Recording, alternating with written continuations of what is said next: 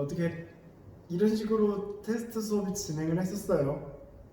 이 과정이 이게 좀 실시간으로가 된다면, 가능하다면 참 좋을 것 같은데 그렇지 않나요?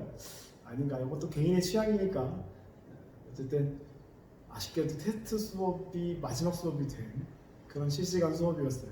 지난주 금요일 이끌으셨습니다. 자막으로 또 써놨었죠. 그랬고요.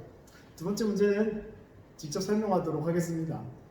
우리 반 친구들은 첫 번째 문제를 두 번 풀이하는 걸 들었겠네요. 두 번째 문제입니다. 이런 문제예요. 문제부터 한번 볼게요. 자, 그림 가는 균일한 자기장이 수직으로 통과하는 종이면에 원형 도선이 고정되어 있는 모습을 나타낸 것이고, 나는 가의 자기장을 시간에 따라 나타낸 것이다. t1일 때, 시간이 t1일 때 원형 도선에 흐르는 유도전류의 방향이 시계 방향이다라는 거. 자, 그럼 t1일 때 시계 방향으로 유도전류가 흐른다라는 거. 일단 시계 방향으로 유도전류가 흐른다는 정보에서부터 유도 자기장의 방향을 추측할 수가 있겠네요. 자, 그럼 시계 방향으로 지금 이렇게 유도전류가 흐르고 있으니까 이 방향대로 뭘 해주면 돼요? 이 방향대로 내 손가락을 이렇게 감아주면 된다. 다시 말해, 이 종이면을 여러분들한테 화면이겠네요. 화면을 수직으로 뚫고 들어가는 방향으로 유도 자기장이 형성된 상태겠네. 그쵸? 자, 그러면 수직으로 뚫고 들어가는 방향으로 유도 자기장이 형성되었다는 얘기는 두 가지 경우를 예측해 볼 수가 있겠죠. 수직으로 들어가는 방향의 자기장이, 자기선속이 약해지고 있거나, 아니면 반대로 그 화면을 뚫고 튀어나오는 방향의 자기선속이 증가하고 있거나, 둘 중에 하나겠죠? 두 개 다 떠올랐나요? 두 개 다 떠올라야 돼요. 그쵸? 유도 자기장의 방향이 화면을 뚫고 들어가는 방향이려면 어쨌든 자기선속의 변화를 방해하는 방향이 이 방향이란 소리 아니야? 그렇죠? 그러려면 이 방향의 자기장이 줄어들고 있거나 이 방향의 자기장이 늘어나고 있거나 둘 중 하나겠지 뭐. 그렇죠? 뚫고 들어가는 방향의 자기장이 약해지던 뚫고 나오는 방향의 자기장이 강해지던 그 두 경우 모두 그 둘을 방해하는 방향은 전부 다 뚫고 들어가는 방향이 되잖아요. 무슨 말인지 이해가 돼요? 뭐 이 문제에서는 뚫고 들어가냐 나오냐의 방향이 중요한 게 아니긴 하지만 그래도 겸사겸사 그런 것까지 알 수 있어야 합니다. 근데 그게 언제냐면 나그래프에서의 T1 시간대라고 하네요. T1 시간대를 보면 자기장의 세기는 점점 어떻게 되고 있고 증가하고 있는 시간이고, 그렇죠? 자기장이 점점 증가하고 있는 시간이네. 근데 아까도 얘기했지만 유도자기장의 방향이 어디다? 이 화면을 뚫고 들어가는 방향이다. 근데 자기장의 세기가 늘어나고 있는 시간대네요. T1이. 그렇죠? 그러려면 이 B라는 방향, 플러스 B라는 방향은 어느 방향을 의미하는 거겠어요? 유도자기장의 반대 방향인 뚫고 나오는 방향의 자기장인 거겠지. 그렇죠?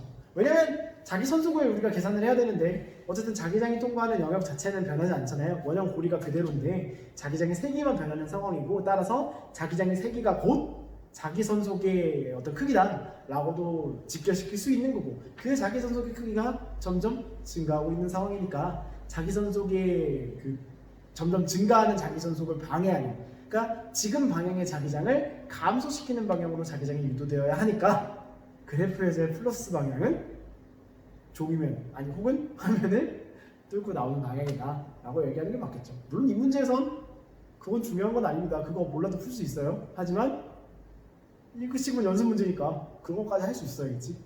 그렇죠? 혼자서 한번 문제풀이 할 때 해보세요. 어째서 이 위쪽 방향, 그래프의 위쪽 방향이 이쪽 있죠? 나그래프는 그래프의 위쪽 방향이 어째서 종이면을 뚫고 나오는 방향인가, 그거 다시 한번 생각을 해보세요. 꽤 어렵습니다. 그럴 때 이에 대한 설명으로 옳은 것을 다 고르래요. 기억부터 볼게요. 자, 보기는 이렇습니다. 자, T2일 때 유도전류의 방향은 시계 방향이다. 자, T2일 때를 보면 자기장의 세기가 그대로 감소하고 있어요. 그렇죠? 근데 자기장의 방향은 언제랑 똑같아? T1 시간대일 때랑 똑같대요. 똑같아요. 그치? 그러니까 T1과 T2의 차이점은 T1 같은 경우는 플러스 방향의 자기장이 점점 증가하고 있는 시간대고, T2 같은 경우는 플러스 방향의 자기장이 점점 감소하고 있는 시간대네. 자기선속의 변화가 T1이랑 T2랑 어때요? 서로 반대로 변화가 일어나고 있죠. T1일 때는 플러스 방향이 증가, T2일 때는 플러스 방향이 감소. 둘이 서로 자기선속에 변화하는 어떤 방향이 반대다? 그 말은 유도 자기장의 방향도 어떻게 돼야 된다? 반대가 돼야 된다. 같은 말이죠. 그래서 보면은 기억은 T2일 때 유도 전류의 방향은 시계 방향이다가 아니라 반시계 방향이어야만 하겠죠. 그죠? 니은 T3일 때 자기장의 방향은 종이면에서 수직으로 나오는 방향이다. T3일 때 그래프 이렇죠? T3일 때는 자기장이 변해요, 안 변해요? 그냥 마이너스 B라는 자기장을 계속 유지 중인 해. 자기장 변한다, 안 변한다? 안 변하는 시간대다. 자기장이 변하지 않고요. 자기장이 통과하는 영역 역시도 변하지 않는다. 그럼 자기선속은 변한다, 안 변한다? 안 변한다. 자기선속이 변하지 않는다는 건 유도 자기장이 생긴다, 안 생긴다? 안 생긴다. 오케이.